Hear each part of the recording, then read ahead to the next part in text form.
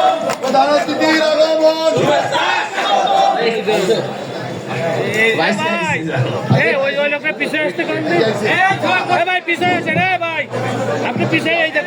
বিসমিল্লাহির রহমানির রহিম। বাংলাদেশ জাতীয়তাবাদী দল লোহাগাড়া পৌর থানা বিএনপি কর্তৃক আয়োজিত শহীদ রাষ্ট্রপতি জিয়াউর রহমানের 44তম শাহাদত বার্ষিকীর আজকের এই আলোচনা সভার প্রধান অতিথি নড়াইল এক নির্বাচন এলাকার জনগণের আস্থার প্রতীক জননেতা জনাব বিশ্বাস জাহাঙ্গীর আলম, আমাদের মঞ্চে যিনি সভাপতিত্ব করছেন লোহাগড়া থানা বিএনপি নির্বাচিত সভাপতি জনাব আহাদুজ্জামান বাটু, ইতিমধ্যে আজকে আমাদের সভার প্রধান অতিথি জননেতা জনাব বিশ্বাস জাহাঙ্গীর আলম আমাদের মাঝে উপস্থিত হয়েছেন। আমরা তাকে করতালের মাধ্যমে স্বাগত জানাচ্ছি।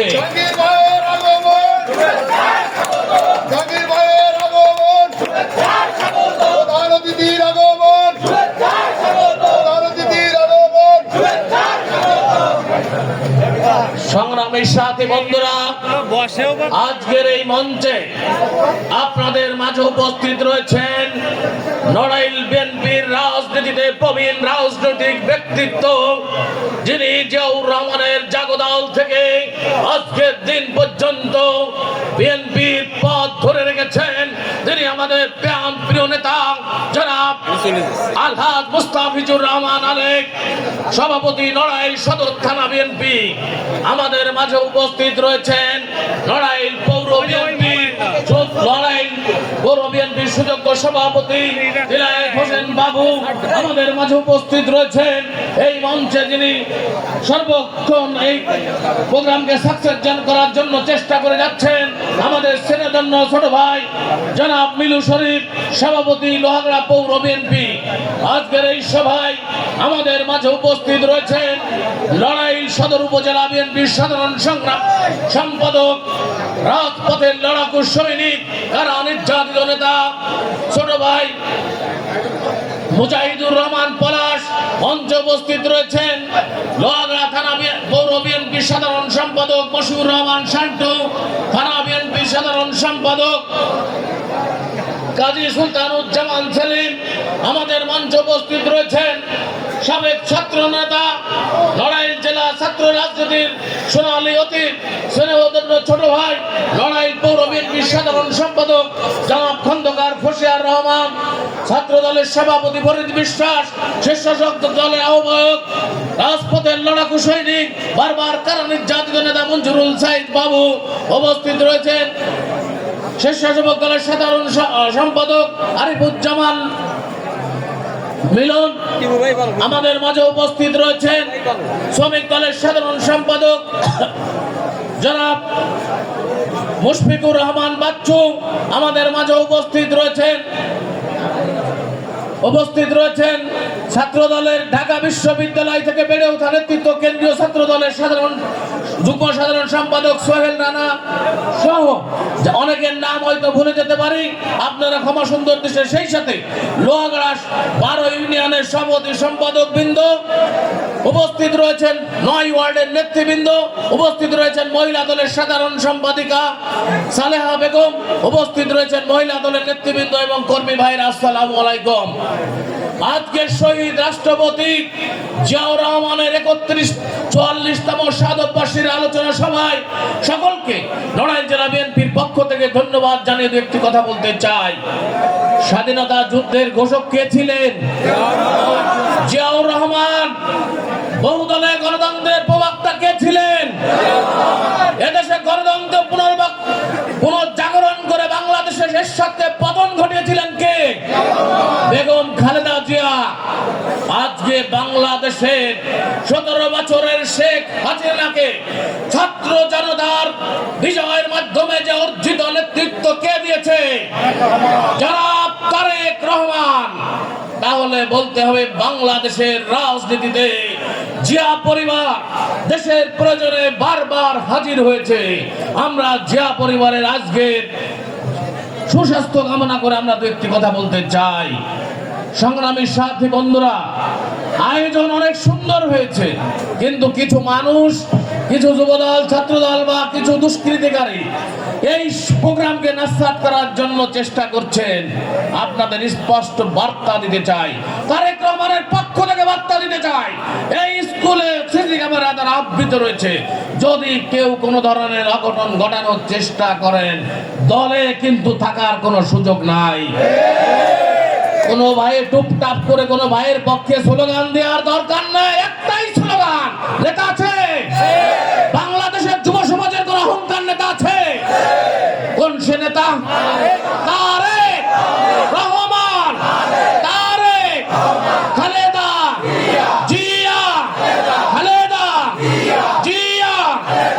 আমরা এই স্লোগানের বাইরে আমাদের কোনো অস্তিত্ব নাই।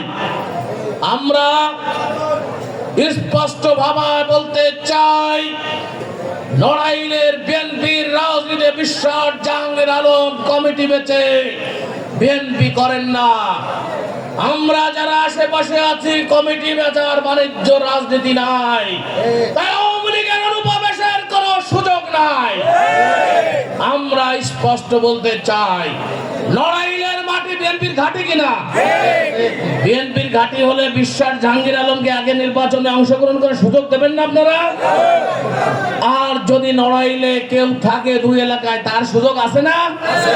কিন্তু কিছু নেতা কর্মী, সকলেই নাই, দু একজন গোপনে গাপানে 2000-1000-এর জন্য দু একজনের বাড়ির বারান্দায় যাই বসেন, ছবি তুলে পাঠায়। ওই খাবার খেতে যাবেন না, ওই 2000 টাকার কিন্তু মূল্য আপনাদেরকে দিতে হবে বিএনপি করতে হলে। কিছু নেতা 5 তারিখের পরে আবির্ভাব হয়েছে নড়াইল লোহাগাড়ায়, নড়াইল কালিয়ায়। 17 বছরের জামাই বাবুরা 17 বছরের জামাই ষষ্ঠীকে খেয়েছিলেন? বিএনপি জামাই ষষ্ঠীতে ছিলেন? জেল হাজতে ছিলেন? এই জামাই বাবুরা কি জেলে গিয়েছে? বলেন না কেন? জেলে না গেলে কি তাদের মামলা না থাকলে তারেক রহমান কি এত বড় বোকা নমিনেশন দেবে? কেউ লন্ডন থেকে ভাড়া করে লোক আইনে দেখাতে যাচ্ছে নড়াইলের মানুষকে, আমি বড় নেতা হয়ে গেছি, গাই করে ঈদের পরের দিন জবাই দিয়ে নেতাকে দাঁত করে খাওয়াতে লোকজন না যাওয়ার কারণে বলতেছে জেলা বিএনপি সাধারণ সম্পাদক নাকি নিষেধ করেছেন। আরে ভাই, আন্দোলন সংগ্রামে যদি থাকতেন আপনার টাকা নেতা কর্মীরা অবশ্যই খেতে যেত, কিন্তু আমাদেরকে দায় দেন কেন? আপনারা 17 বছরে আপনারা ব্যাংকের দেউলিয়া হয়ে ব্যাংকের টাকা মেরে বিদেশে পালিয়ে গিয়েছিলেন, এখন লন্ডনের ভয় দেন, গুলশান অফিসের ভয় দেন, পল্টন অফিসের ভয় দেন। আমরা রাজপথ থেকে বেড়ে ওঠা নেতৃত্ব নড়াইল সরকারি উচ্চ বিদ্যালয় থেকে ছাত্র রাজনীতি শুরু করেছিলাম। আজকে এই মঞ্চে আমার মামা হায়াতুজ্জামান বক্তব্য দিল, একজন সরকারি চাকরি হিসেবে, জীবী হিসেবে সে বক্তব্য দিয়েছে, একজন ছাত্র দলের কর্মী ছিল, চাকরির পরোয়া বাদ দিয়ে সে এই মঞ্চে বক্তব্য দিয়েছে। আমি তার সাহসিকতার প্রশংসা করি। আমি দেখেছি নেতৃত্ব দিতে আমাদের বড় ভাই জনাব আবু হায়াত সাবু, আমি দেখলাম বুড়ো বয়সে মিছিল নিয়ে আসছে। আমি দেখেছি তার সাথে আনিসুজ্জামান কামাল মিছিল নিয়ে আসছে। তারা বুড়ো বয়সে মিছিল দিতে পারে, আর আপনারা এমপি সাহেব হতে চান? জামাই বাবুরা জামাই ষষ্ঠী খাবেন না, আবার এমপি হবেন, এটা নড়াইলের বুকে চলবে না।